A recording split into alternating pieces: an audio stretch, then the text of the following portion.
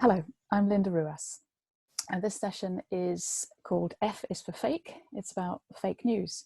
To start with, where am I? Okay, you can do anything with computers nowadays. This is a classroom in Guinea-Bissau, but actually I'm in my own home, of course. So let me share my screen with you. And here is our session for today. Okay, so F is for fake. I'm Linda Ruas, IATEFL Global Issues SIG. So as you're following this, I would like you to watch and pause where you need to, if you need more time. Watch again as many times as you need to. You're welcome to take screenshots when you want to keep any of the information. Please think about what's relevant to you and to your teaching, and make notes of any questions you have, because we'll discuss it afterwards. So how do we and our students get our news? Any of the methods above? Facebook, Twitter, any of the others? Is that a good thing? Is it a bad thing? There are two ways that things are going at the moment. There is this term post-truth, where, as you see, everyone's entitled to their own opinions. They're not actually entitled to their own facts.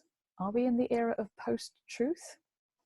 And many people are living in what we call filter bubbles, for example, in Facebook, where all your friends, because they're your friends, they probably agree with you and post things that they think you will agree with.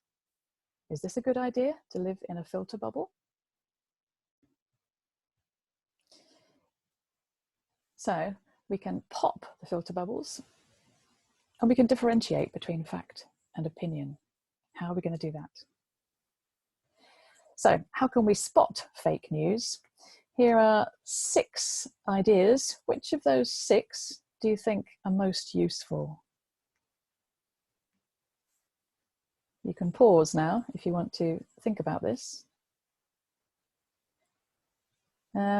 Taking a closer look at the source, many sources are always fake news, so you have to get to know them. If you look at the end of the web address, that could give you a clue. If you look beyond the headline and actually read what it's talking about, might help.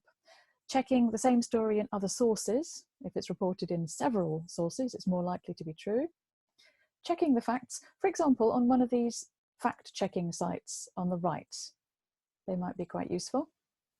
Check your biases. What do you want to believe? And what would you prefer to believe? Does it fit in with your worldview? Does it challenge your worldview? And maybe it's a joke. It's not supposed to be believed at all. So here are some actual practical classroom activities, things we can do with students. Okay, we've got a quiz in a minute. We've got discussions, ranking task, translation, skills development, and infographics, graphs, and photos. Okay, so let's move on to start with showing some of these. What do you think? Was this tweet true?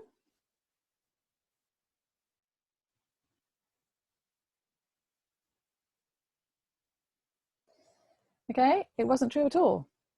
So you may believe everything that Trump tweets, or you may choose to not believe everything that Trump tweets. But these are the facts behind that tweet, which we need to check before we believe anything. Okay, so what do you think here? Here are 4 news items. I'd like you to pause now and think about these and read them. Do you think they're true or fake news, and why? Pause now.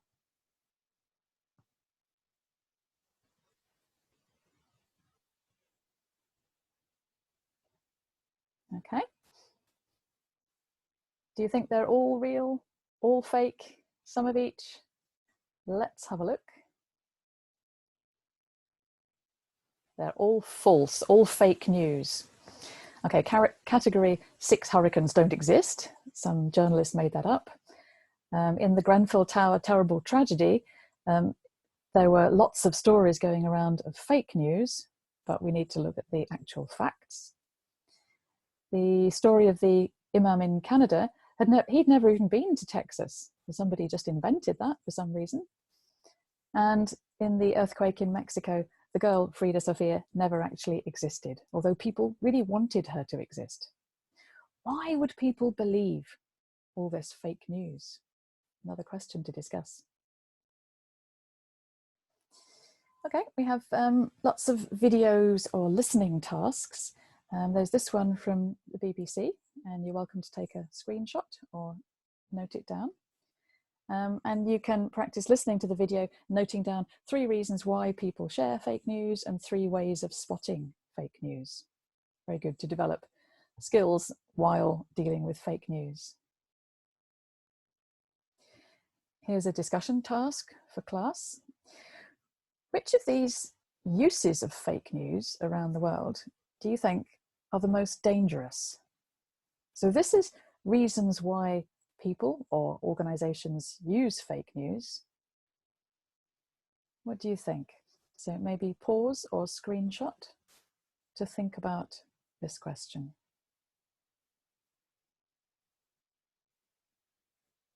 Okay, maybe the April Fool's jokes are the least harmless, as long as people know that they are jokes, because some people actually believe them. The other uses of fake news: control, political and religious propaganda, or ignorance, probably all as bad as each other. Here's a nice translation task I did in class with my students. It's a really nice site with this poster about looking out for fake news in, I think it's about 30 different languages. And in my multilingual class, I got all the students in pairs or small groups to look at the version in their own language and translate them into English. And they were working with lots of different languages together and organizing the English version of the poster. Moving on to graphs and statistics, you can show anything. And I can show that I'm in a classroom in Africa online. You can show anything with a graph or with statistics. Look at the peanut yield chart. Which one looks as if it's gone down most? Now, it depends how you scale the left-hand side, doesn't it? With a small scale on the left-hand side, it looks as though it's gone down year on year more than with a larger scale. So you have to interpret it properly. In the graphs on the right-hand side, it depends on the scale on the left-hand side, and the scale will look different. The graph on the left makes the change appear larger than it really is, because you don't start at 0 on the bottom of the left axis. So we need to help our students to interpret graphs and statistics. Also pictures. Now this is our last Prime Minister, the one before we have at the moment, Theresa May. And on the left-hand side, that is the photo that went out on the news, her talking to a huge crowd of supporters. But if you step away on the right-hand side, you will see that it's all been stage managed, and actually there were very, very few people there. So it's good to get behind the photos as well and imagine what you can't actually see.